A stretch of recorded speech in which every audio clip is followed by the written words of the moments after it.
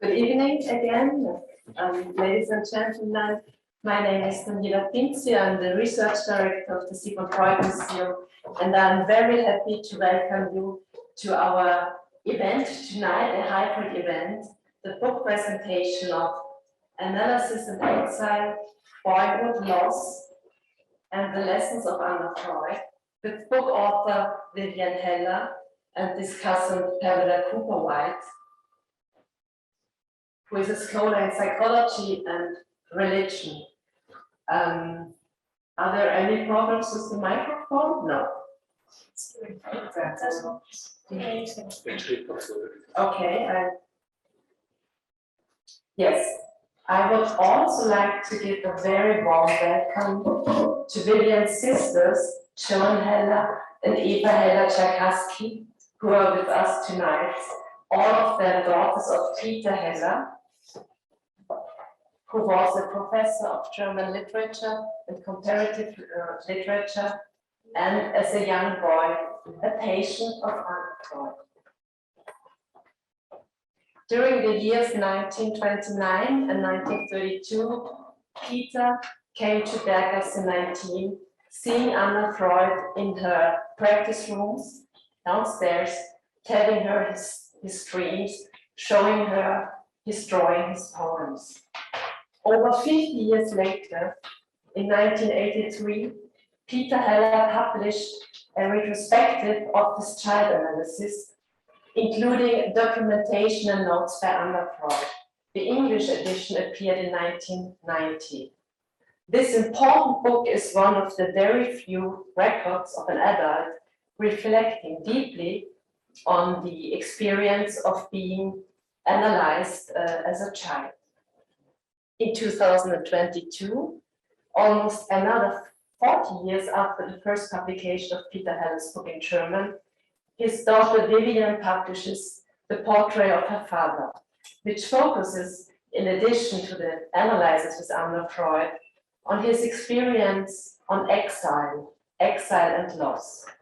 And we are very happy, dear Vivian, that you are presenting your book today, The Father's Story, here in our Library of Psychoanalysis, and happy that you will, after the discussion with Pamela Cooper-White, also be available for questions from the audience here in the questions from the audience here in presence, but also via Zoom. Yeah, let me now briefly introduce our two guests.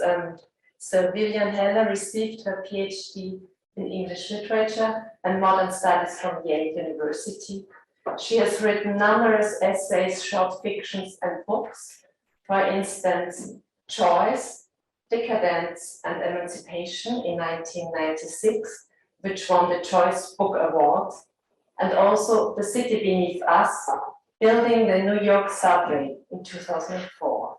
An expert in museology, she works at the Center for Operational Studies at Bard College and also the Narrative Medicine program at Columbia University.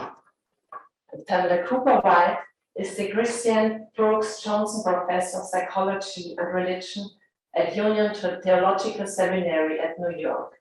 She was the 2013-14 Fulbright Freud Fellow of Psychoanalysis here at the Sigmund Freud Museum, and she's the author of 10 books that we just mentioned: Old and Dirty Gods, Religion, Anti-Semitism, and the Origins of Psychoanalysis, which came out in 2018, and The Psychology of Christian Nationalism, Why People Are Drawn In, and How to Talk Across the Divide, which just came out some weeks ago, and which you will present here at the museum on October 13.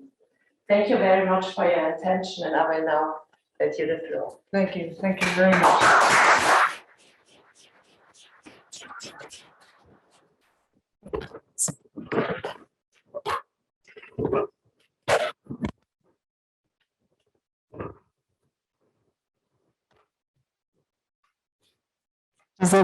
Is it all right? Everything good? Okay.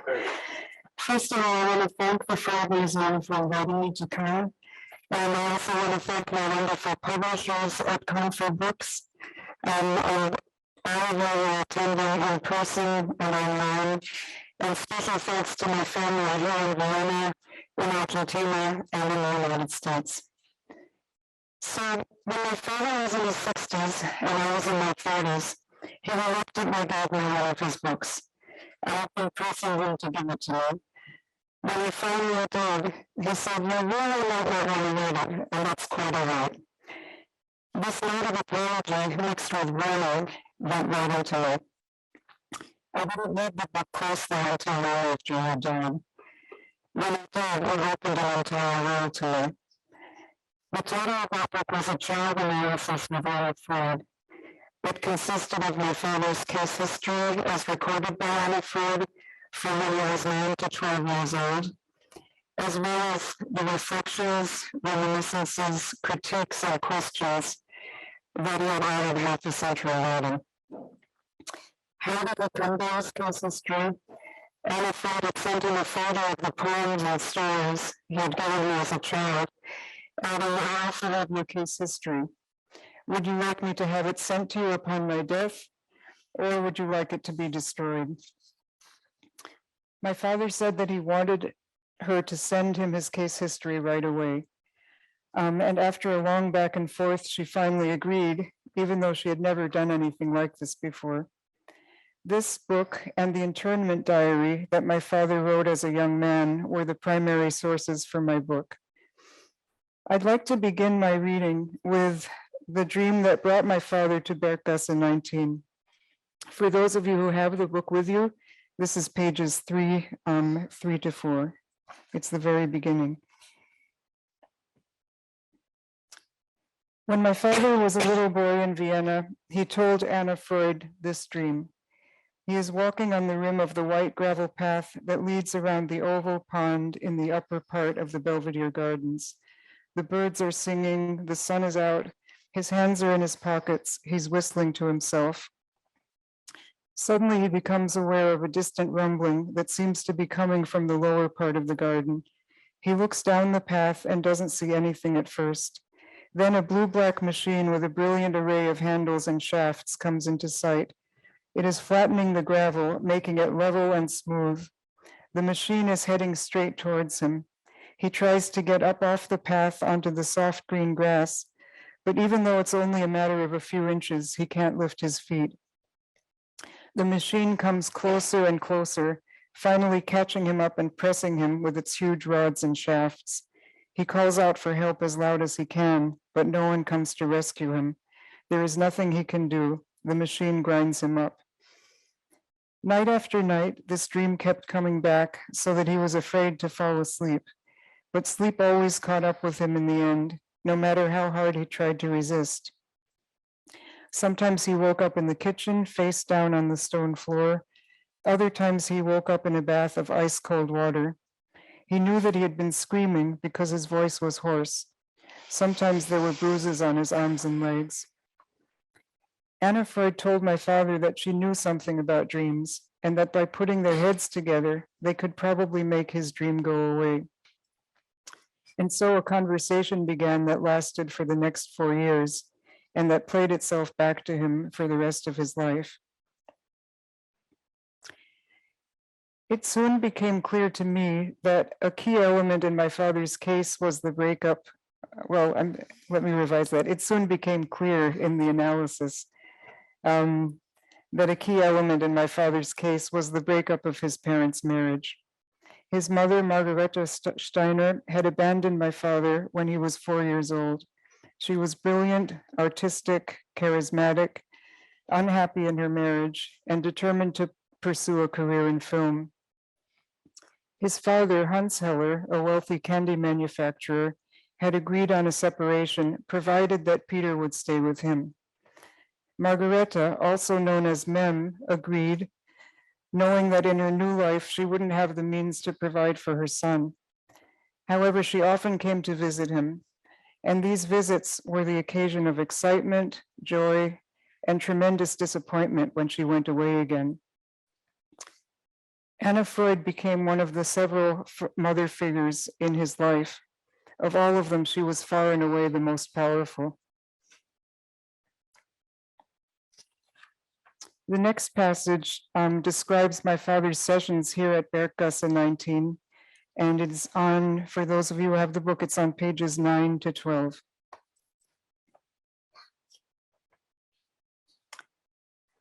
While his mother struggled to find her way, Peter had his sessions with Anna Freud, which followed the same pattern every day.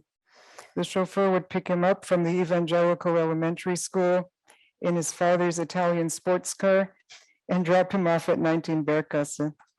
Walking up the worn marble steps to the second floor, he would run his hand from knob to knob of the iron railing, counting to himself.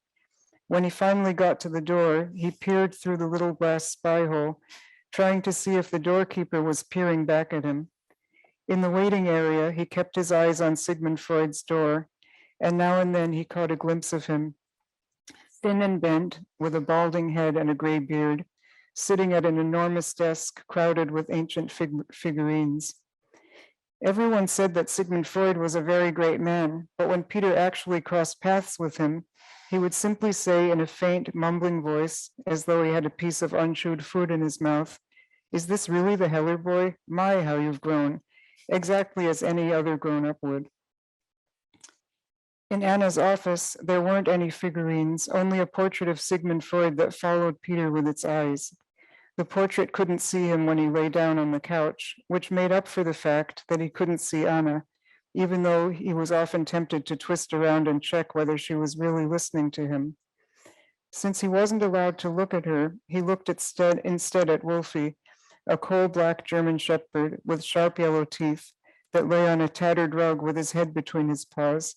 He was afraid of Wolfie the first few times, but after that he mainly felt sorry for him, trapped indoors all day without any hope of going outside.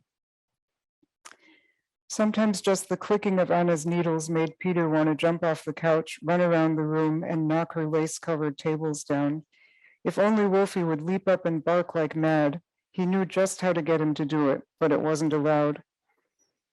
As time went on, Peter learned ways of distracting himself without Anna noticing. If he squinted, for example, he could make out the titles of her books, even though the glass-covered bookshelf was halfway across the room. Once she let him take down a book and leaf through it, even though strictly speaking it was against her rules. It was by the philosopher Nietzsche. She had his complete works, which took up 2 entire shelves. "I want to be a great writer," he told her. "My father says that a great writer must have read everything." He rattled off the titles of some of the books that Hans had read to him, hoping that she would notice how advanced they were. No answer, just the snoring of Wolfie on his rug and the clicking of her knitting needles. Was she even listening? He was nothing to her, just another one of her customers. Why had he ever thought she was beautiful with her drab clothes and her hair pulled back in a bun? She was only really interested in hearing about shameful things that normal people, like his nursemaid, Tazy, considered piggish and disgusting, like his habit of spying on men in the public toilet. He didn't know why he had to come here every day. Wasn't it just a waste of time? She didn't even think that it was important to be great. She said that it was more important to develop into a real human being, whatever that meant. How could a grown person not care about being great? Didn't it bother her that she was going to die? Her own father had written that there was no such thing as God, which meant that when you died, you just evaporated into space, and your atoms scattered across the universe. The only way not to disappear was to be great, like Goethe or Shakespeare or Karl May, who had written at least 100 adventure books. If you couldn't be immortal like Zeus, at least you could be immortal in words, like the creator of Faust or the creator of Winnetou. Sometimes he hated the sound of her voice, so reasonable and steady and matter of fact. Other times he wondered what would happen if he broke all of her rules, fell down on his knees and hugged her legs. She told him to draw pictures of his dreams, even though drawing really wasn't what he did the best. She liked looking at his drawings, no matter how sloppy they were, and would ask him what every squiggle meant. He made his drawings more and more elaborate so that he could stretch out the time of sitting right next to her on the couch. She didn't use perfume the way his mother did, but she smelled nice anyway. Still, he wished that she would pay less attention to his drawings and more attention to his stories, because, as his father said, a writer needs an audience, She didn't want to use all their time hearing him read his stories out loud. She said that it was more useful for him to be on the couch and say whatever came into his head. He could still tell her his stories, but they came out sounding more like dreams, and he often forgot important details when he was telling them to her, only remembering them later when the driver was speeding him back home. Finally, she told him that if he brought his stories to her, she would read them in the evening when her sessions were done. He pictured her sitting in her red velvet armchair late at night, with Wolfie lying at her feet and his pages in her hands. He gave her a 10-page novella that he had finished before he started coming to her, all about a factory owner who starts out wanting to kill himself and ends up deciding to stay alive after he starts a revolution in the factory.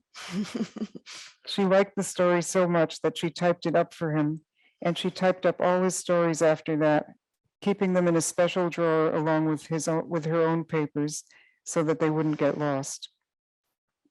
In a way, Anna was like a mother to him, or maybe a cross between a mother and a scientist. She never hugged him or kissed him the way his mother did, and she wouldn't let him hug or kiss her, although it was all right for him to talk about wanting to. But she knew things about him that not even Mem knew, things that he had never planned on telling anyone, like what happened to his body when he got excited, or the fact that he sometimes wet his bed. What I discovered is that Anna's office was really not only a place of therapy, it was also a place of education. Anna was really a mother, analyst, and educator all in one.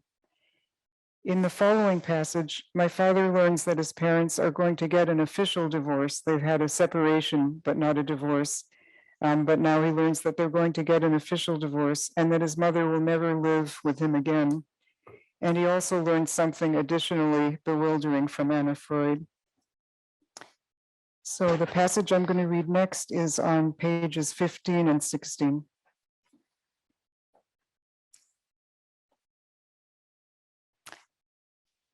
One evening, in the midst of reading to him, Hans spoke off. "There's something I need to explain to you," he said in a serious voice. "Why can't we go on reading?" Peter said, reaching for the book. "Your mother and I will always be good friends," Hans went on, holding the book away from him, "but you should stop waiting for her to move back in with us."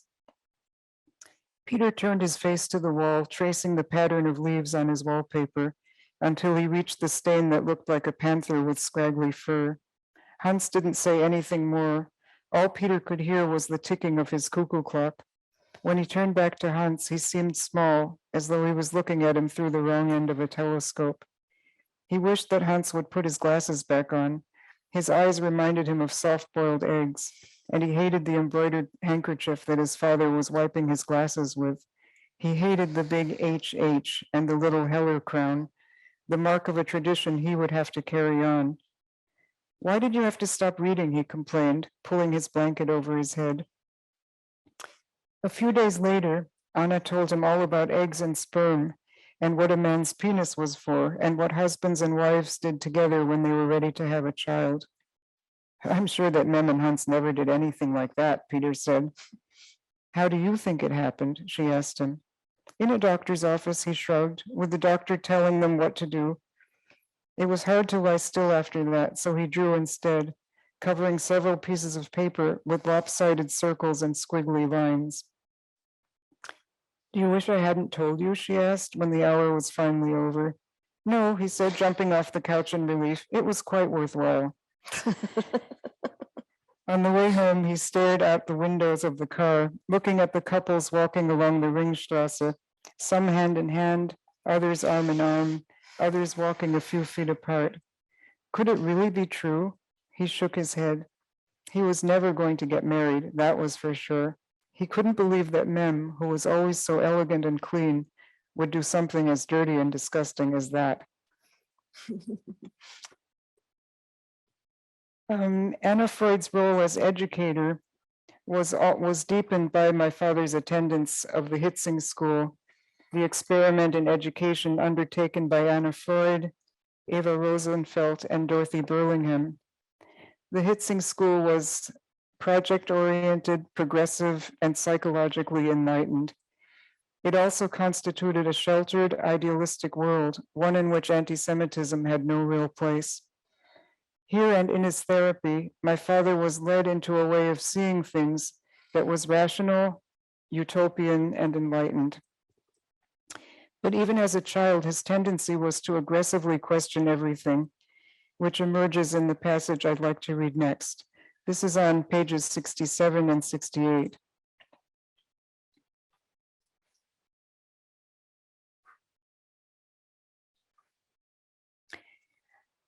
Is there such a thing as Wahrträume, dreams of prophecy? Peter asks Tazy one day. Tazy is the nursemaid. He already knows better than to ask Anna. Tazy, who will one day become a respected analyst in her own right, tells him without hesitation, no. There are no Wahrträume. This teaching goes along with the principle that every emotion can be translated into a thought. Reason can illuminate and disentangle the maze of the past. Imagination without reason can't tell us what we will become. There are no Wahrträume. This is not only an assertion of rationality, but an assertion of faith. And yet how fragile this inward-seeking faith will seem in just a few more years. Peter reads Traven's The Death Ship, a picaresque novel about an American sailor who spends a night with a prostitute and misses his ship. Without identity papers, he becomes an unwanted alien and is kicked around from one port to another. In the midst of reading this book, he has a nightmare that he is drowning and runs screaming to Tazy's bed. Anna notes, he doesn't want to admit that he has screamed, says it was because of the fever. To explain his exclamation, while sick, he read the novel The Ship of the Dead by B. Traven that deals with the destiny of stateless people who have no passport and are shipped from one country to another. At the end of this note, Anna sums up her thoughts. Stateless, parentless equals Peter. But why would a little boy be interested in a book about what it means to be stateless? The question is not important to Anna Freud. What is key is that he feels parentless. Immediacy borrows its intensity from what it draws up. The family romance is primary. And so Anna continues to write her notes. Meanwhile, it's 1931 and the clock is ticking. As a 60-year-old man trying to feel his way back into his own past with the aid of those notes, Peter will regret the fact that he was told that there was no such thing as a prophetic dream. He will wonder how he would have developed if he hadn't grown up in such a skeptical world. He will regret the fact that so little real authority was granted to the synthetic power of poetic imagination, and that so much emphasis was placed on analysis. He will think there was something admirable about his mother's commitment to telling stories and realizing herself as an artist, despite all the pain she caused him. And he will point out with stubborn insistence that not everything Anna said was true. When he and his cousin were fleeing Austria, for example, they had to show the books they were carrying, and his cousin happened to be carrying Traven's The Death Ship. The guard questioned his cousin about the book, and Peter talked back, with the result that they had to clean out the train station bathrooms on their hands and knees. He never forgot this moment at the border, which could easily have cost them their lives. Perhaps his childhood dream, triggered by reading the Traven book, had contained some seeds of prophecy after all. Perhaps there really were some other ways of reading dreams and reading reality, but during his formative childhood years, those ways had been closed off to him.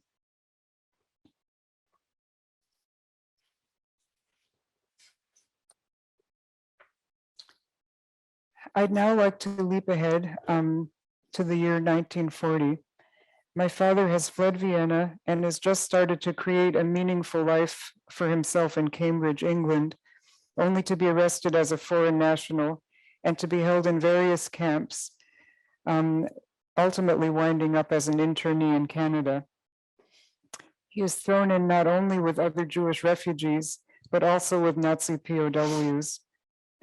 It seems important to mention that in every camp he ends up in, there are several. The Jewish refugees immediately set up classes, trying to hold on to culture, to hold on to civilization. It's quite remarkable. Everywhere, it happens very, very quickly wherever he goes. The following passage takes place in Bury St. Edmunds, England, and it includes Victor Rosenfeld, son of one of the three founders of the Hietzing School, a friend of his childhood and companion also in internment. We now see Peter in a new position. He is now the note taker, trying to make sense of a world that is fragmented and irrational. So this is pages 168 and 169.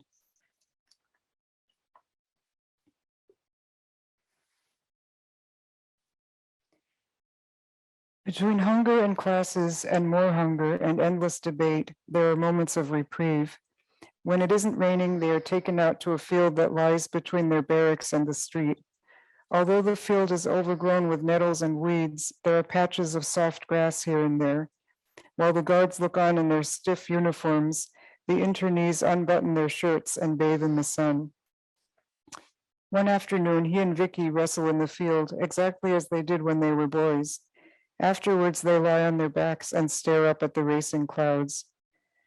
Do you ever think of Vienna? Peter asks, rolling onto his stomach and picking apart a dandelion. I try my best not to, Vicky replies.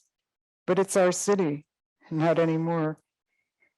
Peter turns his head and gazes at the street, littered with bits of paper and orange peel. Children are playing on another street. He can hear their shouts off in the distance. 3 girls pass by, giggling at the sight of so many young men, and they are immediately greeted by a flurry of whistles and calls. For once, the guards don't intervene, looking on impassively. Discussions are their main way of passing the time, but many of their discussions explode into fights. A short Polish Jew, very thin, with a pockmarked face, loves to argue with a fanatical, bitterly humorous Jew who holds that rational thought is valuable, not because it's right, but because it's a means of prevailing over circumstance. They play out the same battle over and over again, never growing tired of it. A rabbi says to a socialist, one day the Messiah will come and everyone will stand up in their graves. How can anyone in their right mind still believe something like that? The socialist replies, shaking his head. So many problems are taken up. Peter goes around the hall with his journal in his hand, jotting down the various topics that are being discussed. Anti-Semitism, freedom of will, rights of inheritance, sine 2 minus cosine 2y. But the question that haunts all of them, even in their sleep, is the question of what will happen to them if Germany succeeds in conquering England. He is hungry, very hungry for most of the day, and comforts himself by thinking of Indiana Krapfen, Sachertorte, lobsters with mayonnaise. The food here is very bad, stingy portions of bread, watery, unsweetened tea, a bit of canned fish or boiled cabbage here and there. Writing allows him to forget his hunger for a little while, but he never forgets that he is surrounded by barbed wire. How wonderful it would be to walk freely through the streets, he writes, if there were no Hitler and if it weren't for these horrible machines that I used to dream of when I was a little boy. Yes, the machine is coming up behind us, and if we walk along the manicured paths of the park and whistle carelessly to ourselves, it is suddenly upon us, snatching us up and pressing us up against its metal bars until there is nothing left of us. Okay, thank you. Thanks for listening.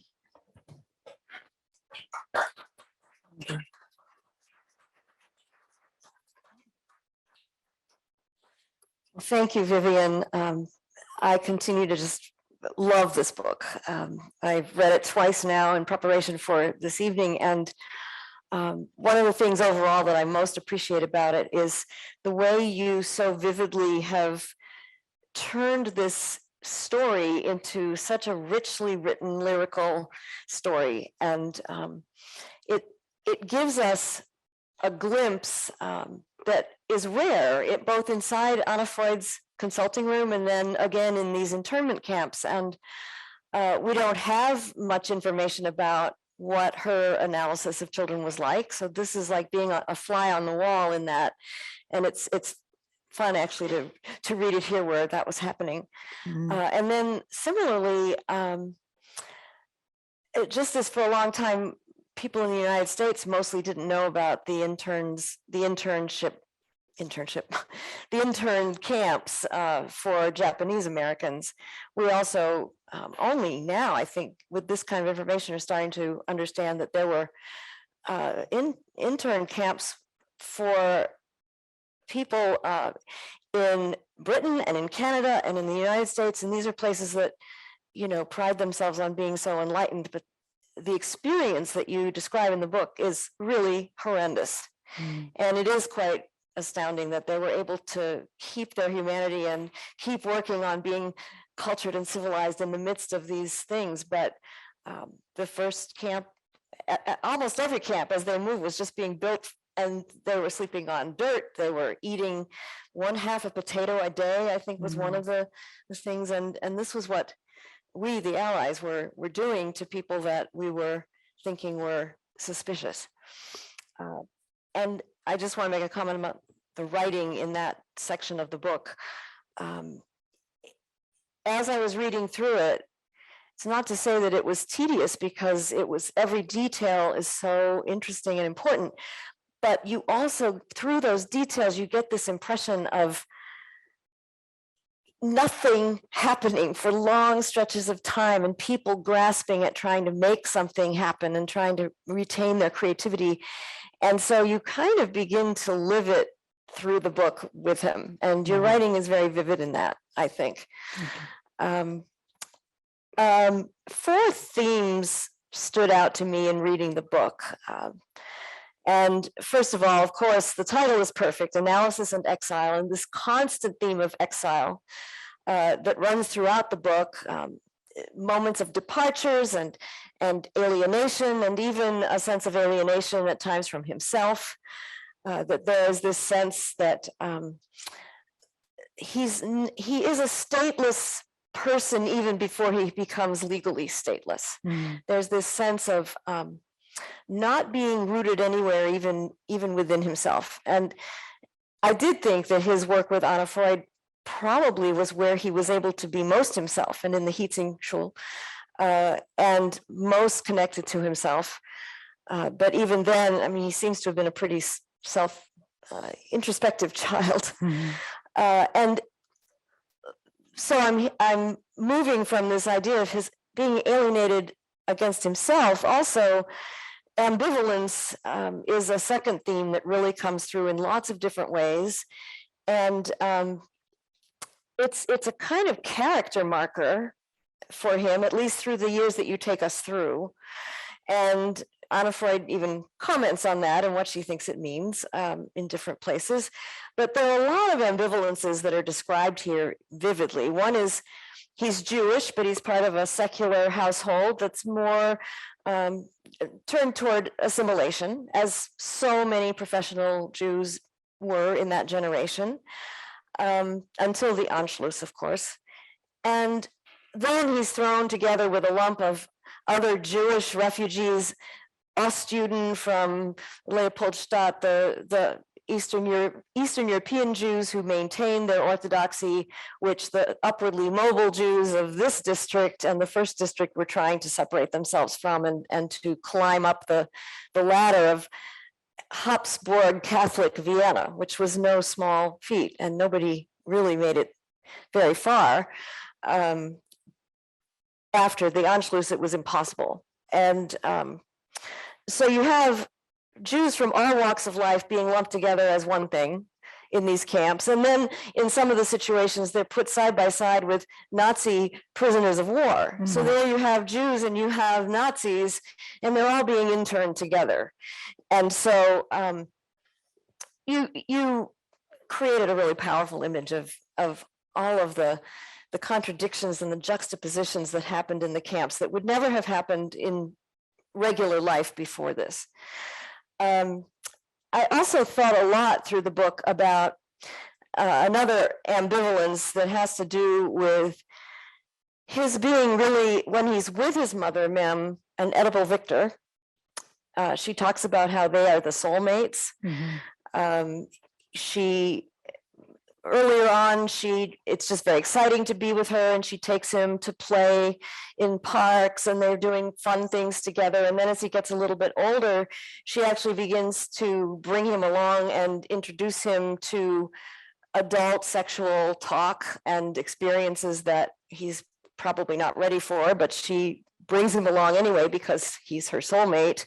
So he has these incredibly exciting times with her in these fleeting moments where he doesn't see her very often.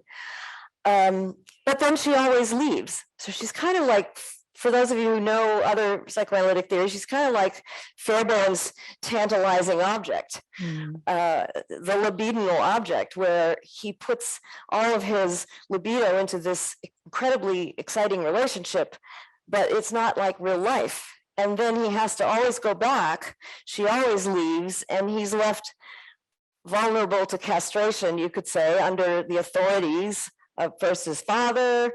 And there's a little bit about football there too, where he gets so good that he starts to get bullied, and he withdraws from that activity. And then, of course, by external circumstances and the Nazis and all these officials who are trying to save him or put him in a camp in case he's dangerous. So he's an Oedipal victor for moments at a time, but then on the other hand, he experiences a lot of experiences of castration and immobility. And an inner struggle. You mentioned how even early on with Anna, he's saying how he has a desire to be great. And when he withdraws from football, he decides that writing is the way that he's going to be great.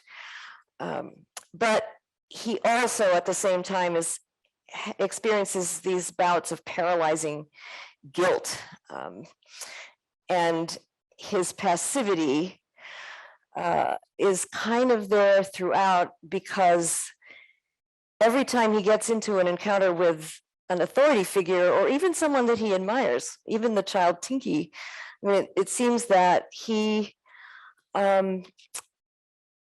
withdraws from using his own agency often. And even his sexual initiation is something that is sort of somebody else makes it happen for him, and it's a completely passive experience, and he finds it disturbing and disgusting.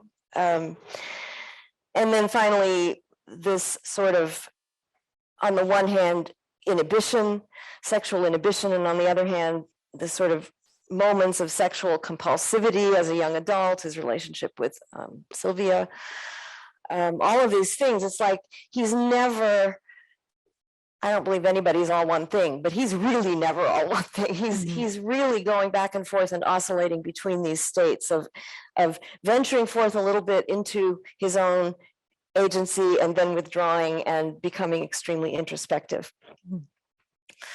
And then the third thing that I thought about was this vivid internal life that he has, and what a treasure trove you had in all of these documents. It's very rare, because he documented everything he did for most of his life and ruminated about it. And there are ways in which the real life objects of his life also almost seemed dreamlike to me, or carrying symbolic freight, even if they were things that were just true. And sometimes a cigar is just a cigar, but a suitcase without a handle that he drags all over his whole experience of being interned. This suitcase without a handle, it's like you've got something that can't quite be managed. And he lugs it around like a burden. He has these prophetic dreams, which it turns out he does become stateless, and the dream foretells that.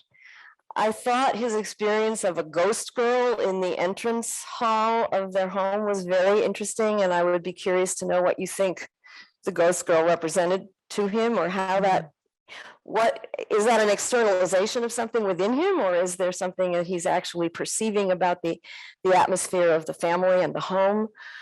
And then just to throw something in, I was talking to a Viennese friend today about all of this, and Grundlsee, it seems to me, holds a lot of symbolic freight too. It's where he He's told to go fishing off the balcony, and it's almost a reliving of the primal scene, because while he's out there supposedly fishing to keep him busy, his mom is working on one of her affairs in the bedroom. And I learned something from my Viennese friend today, that Grundlesee is famous now for the Nazis dumping a lot of their loot in that lake in order to preserve it.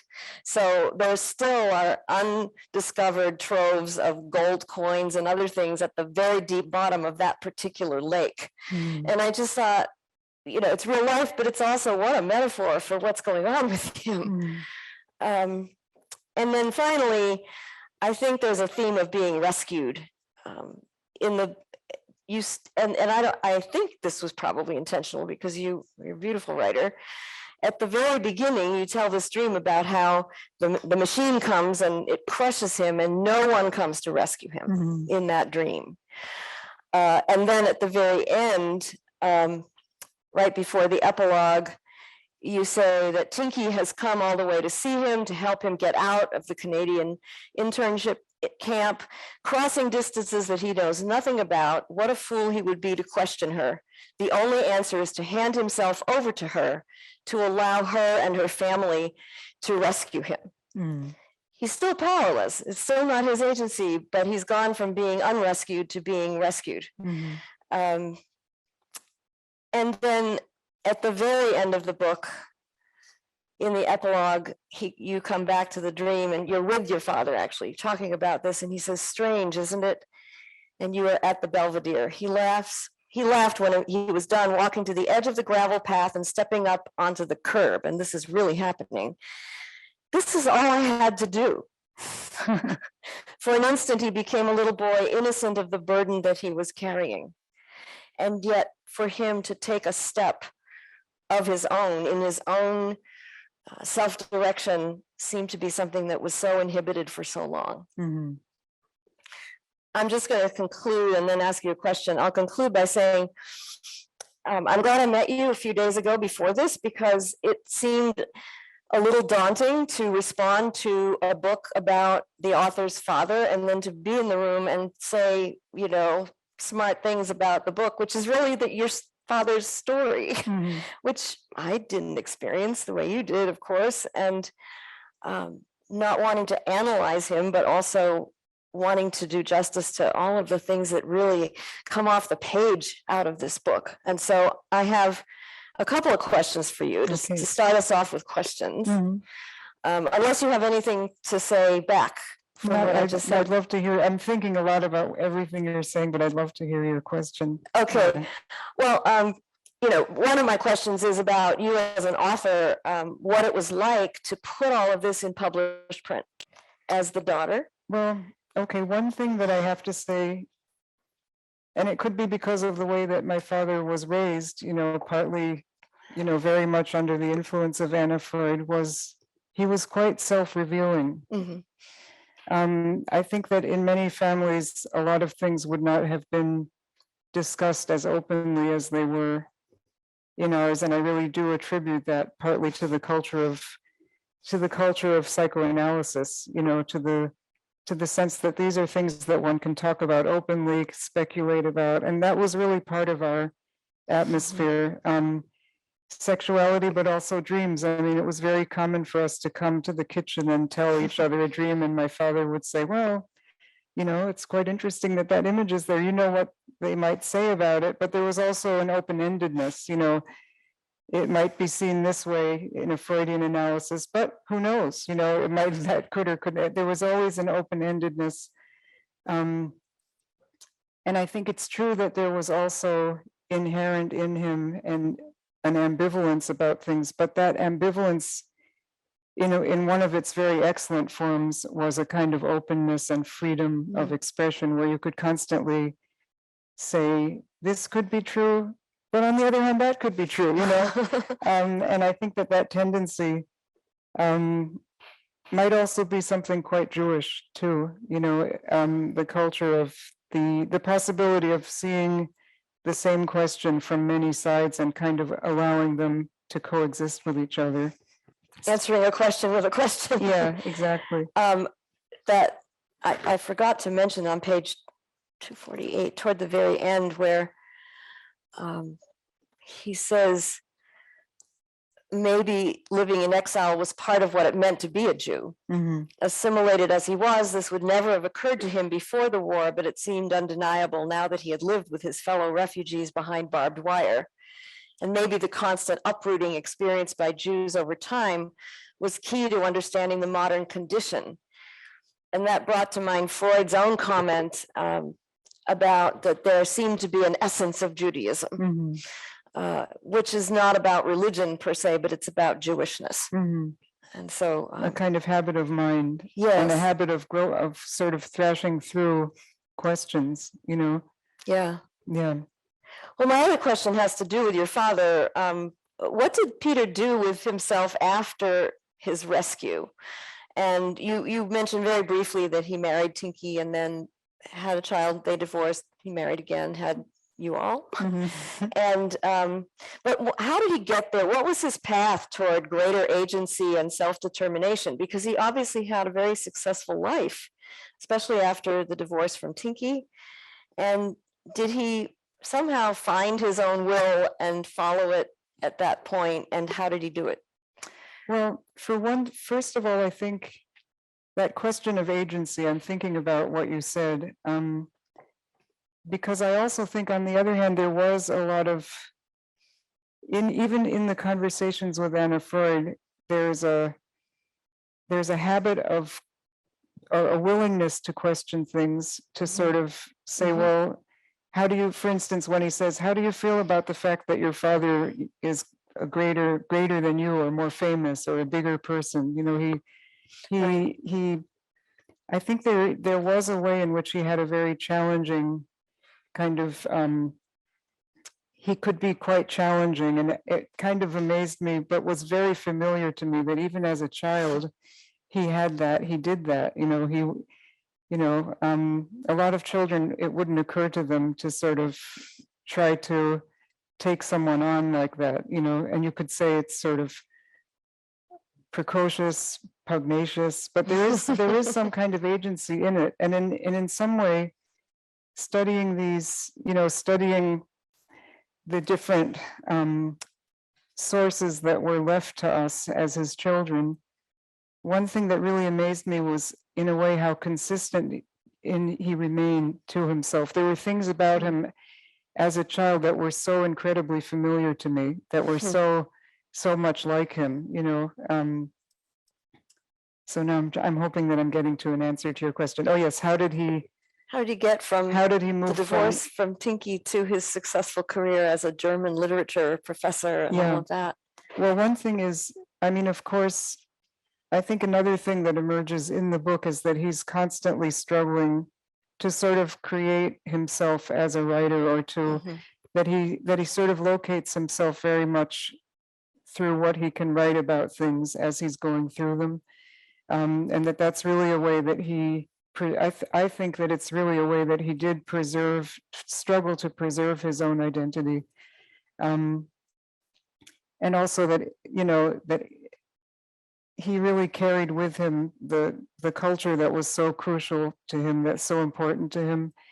And there was a period of time when he thought that what he would do, and he did receive a licentiate in music, but then he made the decision to pursue literature instead. So after that, after internment, eventually he made his way to New York, where he then became part of, you know, was studying at Columbia, doing his PhD there, teaching there, and from there, his career sort of unfolded, not without more struggle, you know, but yeah. So, and I think that carrying of the culture with him was also another, that would be the theme of that part of his life, that he really, that so much had been broken into, that so much had been fragmented, and yet he fiercely carried with him what had been important to him in his past life, which was also, again, it was a feature too of the internment. I mean, that many people there were doing exactly that in the camps, Yeah. to an amazing degree, really. Yeah. And at that time, I think when he landed in New York, what he had to carry with him had also a certain, what should I say? It was desired. There was a place for it. He had cultural capital that he could use to make his way into a new life. People cared about what the European culture that he was carrying. It wasn't like, what is this stuff? It's irrelevant to us. No, it had a kind of privileged status. Mm. It carried some authority. Yeah. Yeah. That makes sense. Yeah. Thank you. Thank you. So do you want to open it up, Daniela?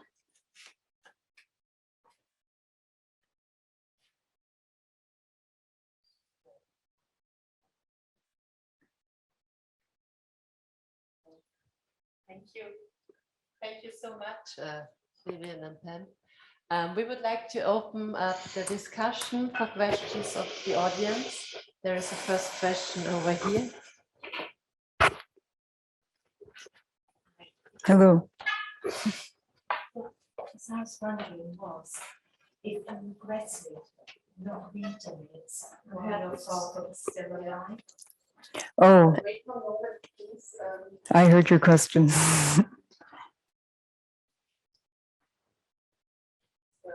Okay, sorry. What I was wondering was, if you had regrets for not reading the manuscripts while your father was still alive, or what they were. Okay, no, that's a very good question. I think the answer is no, I don't. I don't really, because what he conveyed was sort of, I really could feel that he both felt that it was right to give me the book, but wondered if it was really the right thing to give to his daughter, and that there was some embarrassment there, and, sense that. And so I'm kind of glad that I think I felt much more free to fully, deeply explore it later on, that I think I would do the same thing. If I had it to do over again, I think I would do the same thing. But the reason that I can say that is that he also did discuss so many things with me and with all of us so very freely as we were growing up. If we had questions about him, even quite personal questions, there was always a way that we could talk about things, So yeah, I think I would do the same over again. I wondered if it was about sure it's My own, you mean that I was ready to sort of think about, that could be, it could be that I had arrived at enough separation maybe from him to be able to, that could be, and I need to think about that. That's very interesting. Yeah, thank you. Excuse me. May I reach for that? Oh, yeah, please. Next question.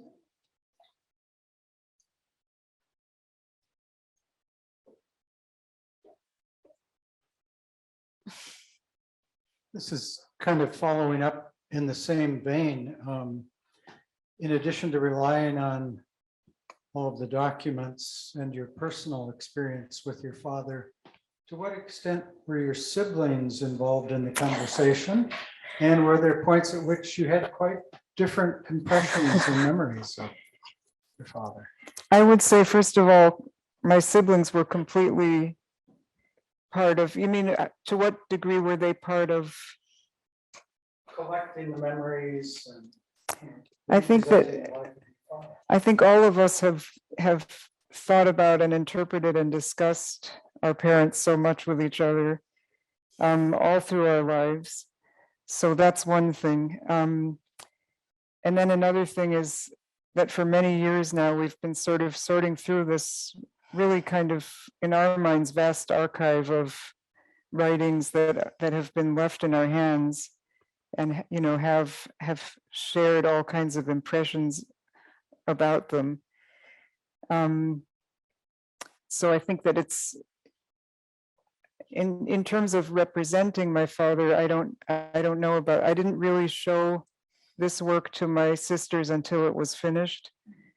partly because I just felt like I needed to sort of develop my own approach to this material in terms of writing. And I think also because I was conscious that each of us does have our own sort of vision of things or take on things. It's sort of like Winnicott, I think, says that everyone comes from a different family, you know, that we all have different perspectives, and that to try to sort of square our perspectives with each other in this kind of way would be probably not, you know, probably not productive, or at least it didn't seem like my best way into the material, into this inheritance that we all have, you know. It might be interesting for the people who are streaming who might not know that your two sisters are sitting here nodding their heads as you.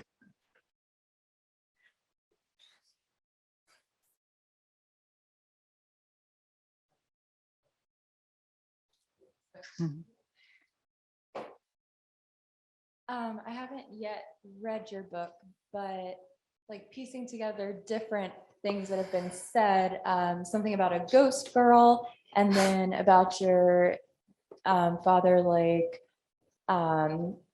wondering about the prophetic nature of his dreams. I'm just wondering what his stance on like the paranormal was, and if he had like existing grudge against Anna Freud for like more of the logical approach she took. Okay, so what his stance on the paranormal was, and whether he resented Anna Freud or had a grudge against her. Yeah, for not like delving into the more prophetic nature of his dreams. I don't think that I would say that he had a grudge against her, because I think she just, you know, it's sort of, she was such an important figure in his life.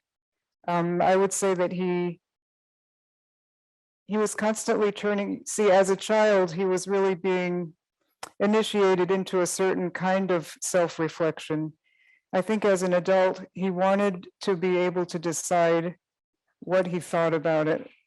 And in a way, I think that the book that he wrote, you know, Anna Freud had taken all these notes on him. The case history is really notes that she had taken on him. And I think that he really felt a desire to, now I want to talk back to those notes. I want to be the one that analyzes the notes. She analyzed me. Now let me analyze her notes. You know, I think that was a very, something that he wanted to do, but he did it in a very serious way, bringing up everything that he possibly could remember and think about. So he kind of put himself through this huge process in order to do that. And I don't think he arrived at from what I can tell, at a final conclusion. But I think he wanted to also know that he was free to argue with her and to say, well, she said that about the, you know, my fear of, I can't remember if it was soccer or football, and how writing became a kind of zone of safety, but I'm not sure if it was so safe to write. I mean, you know, that was also an arena of intense competition. So, and in terms of the paranormal, that wasn't, at least in my experience with him, that wasn't a big realm. I think he was curious about it, and interested in it. And in fact, I remember him when I was a young woman saying, I think you really should read Madame Blavatsky, Isis Unveiled. And I remember saying, did you ever read it? And he said, no, not really, but I think you should read it. So I think he was curious and interested, but I wouldn't say that it was one of his central things. You know, he was a Nietzsche scholar. That was more central to his thinking, among many other things. Yeah. Just as an addendum, can you say a little bit about what you think the ghost girl represents in his life? I can't, I'm not sure if I feel that I can really interpret it, but I think one element of his life as an only child was that he was often quite alone in those apartments that he lived in. I mean, he had the nurse, he had the cook, his father was there, but I think he spent a lot of time alone. And to me, that figure seemed like a figure for his fear and his loneliness and his vulnerability. But I don't have a more analytical kind of reading of it. Yeah. You know.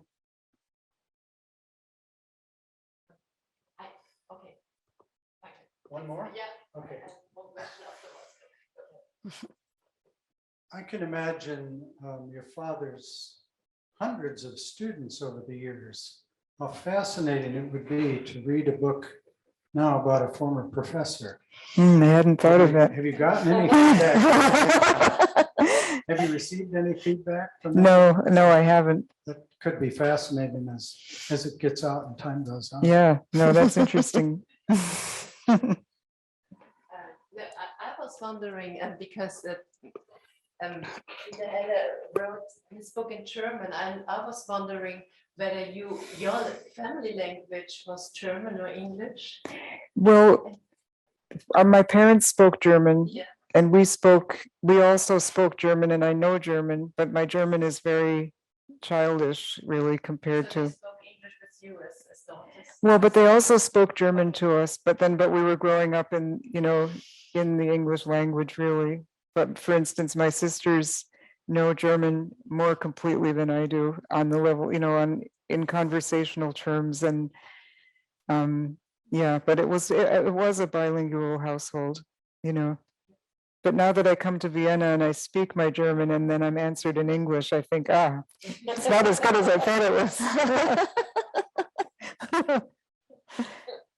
And another question would be, because Peter Heller has then been in Analysis with Ernst Chris, Mhm. who was very close to Anna Freud too. So I was wondering, and I'm sorry because these are all personal questions, but if you grew up seeing all these exiled analysts in New York from Vienna Yeah. and their children, so Not so much. We really grew up more in an atmosphere of, we did see, we saw many professors of German literature. We grew up in a very academic household. And the Ernst Chris period was before, it was before we were born that he was then under analysis again with Ernst Chris. And he wrote about that also, about that experience. Because interestingly, Ernst Chris was then also in contact with Anna Freud. And Anna Freud was very close, of course, to Dorothy Burlingham, and Dorothy Burlingham was the mother of Tinky. So, again, these very, very closely interwoven relationships. and you also edited the letters of Anna Freud and Eva Rosenfeld. Yes. So, Yeah. Yeah. more questions from the room, but maybe there are no questions, we assume. So What you just were talking about reminds me of something else that would be interesting to hear you reflect on, that fairly recently, within the last 10 years, I'm not sure when exactly the book was written, but Emily Kurloff, who's the clinical director at William Allen White Institute, did a whole series of interviews with both emigre analysts in their old age and also people who had been analyzed by the emigre analysts. And the thesis of her book was that they shed a lot of their social reform interests when they got to America, partly because they were, again, trying to assimilate and to make a living here, but also, as the years went on, they were afraid of McCarthy. And the last thing anybody wanted to be was a socialist Jew in that context. And so the point of her book is that psychoanalysis in America in the 50s and 60s became super rigid and extremely Oedipal in its every interpretation, whereas there was a lot more freedom of thought before 1938 among all of the analysts there. And so In the Freudian scene. yeah, and I mean, Anna herself said something about what an exciting and stirring time it was during Red Vienna, because they all had this idealism, and the Hietzing School was part of that, Yeah. actually. And she was involved, I think, at the Karl Marx Hof and other places too. Mhm.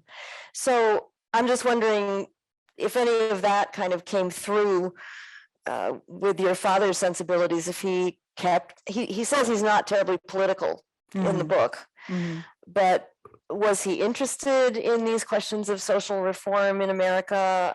Did any of that sort of filter through to him or not? The thing that I think of more quickly is his the fact that he himself received a very progressive education Mhm. that was also part of all of what you're describing. Right. I think that that really was in the atmosphere.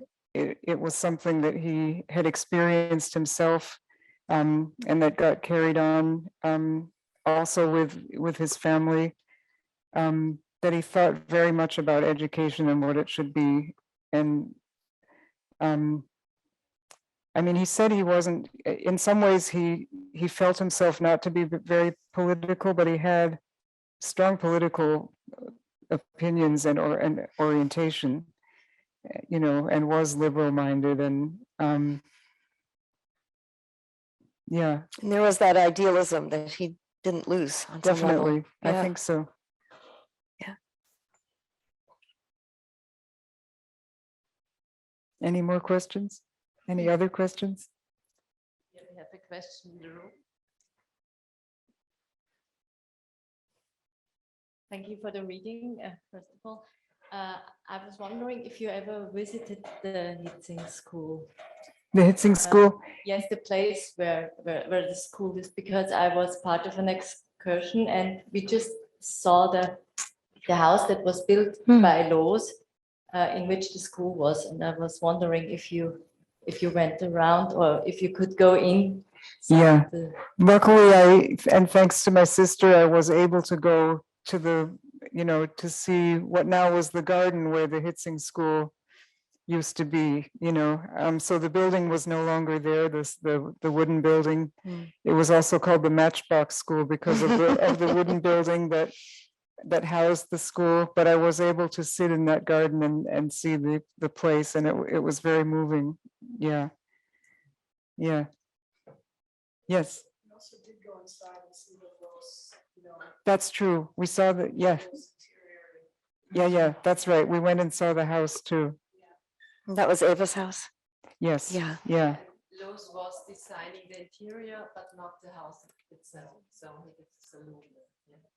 Yeah. More questions? Yeah.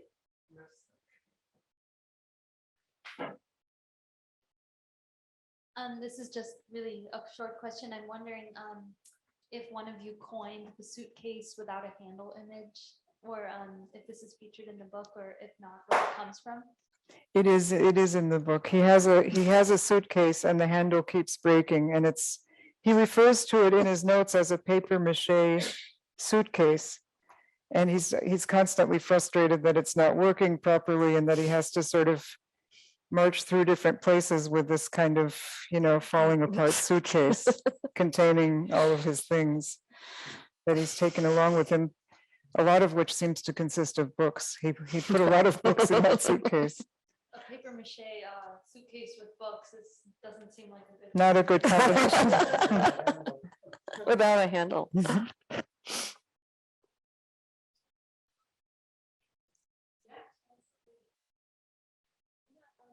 have a question regarding sort of your father's relationship to Nietzsche. I was so struck by this moment that you read where he takes the book down from the shelf in Anna Freud's office in a sort of moment of permissive playfulness that seems to have been so rare, and how it seems that clearly Nietzsche remains a central focus for your father, and the sort of alternative genealogy in relation to psychoanalysis and maybe even to Anna Freud. Also thinking about how Anna Freud's own mentor also had a Leandre Salome also had. Yes. Yeah, that is amazing. Yeah. Biographical one. I'm wondering if that comes up in your father's own self-analysis. Certainly in his scholarly work in Nietzsche as well. Yeah, I mean, it's very much, it's central to his scholarly work, but do you mean, does he reflect on the fact that that book was on the shelf, that he, yeah, I mean, he did, yeah, that really came from something that he told me, which is that he would look up and see Nietzsche on her shelves, and that he was really intrigued. And I always interpreted that at that point as a longing to go, you know, to sort of be able to go somewhere else. Let me like look on into that book instead of, you know, instead of all of this, but the Lou Andre Salome connection is very, very interesting. I have to think about that. Yeah. Yeah, I had no idea she had the complete works of Nietzsche on her shelves, Anna. That's very interesting, especially because Freud liked to say that he didn't like philosophy, and he had some resistance to Nietzsche, partly because I think he also felt that in some ways Nietzsche anticipated some of what he thought, so he didn't want to go there. Yeah, interesting. Nietzsche keeps cropping up everywhere.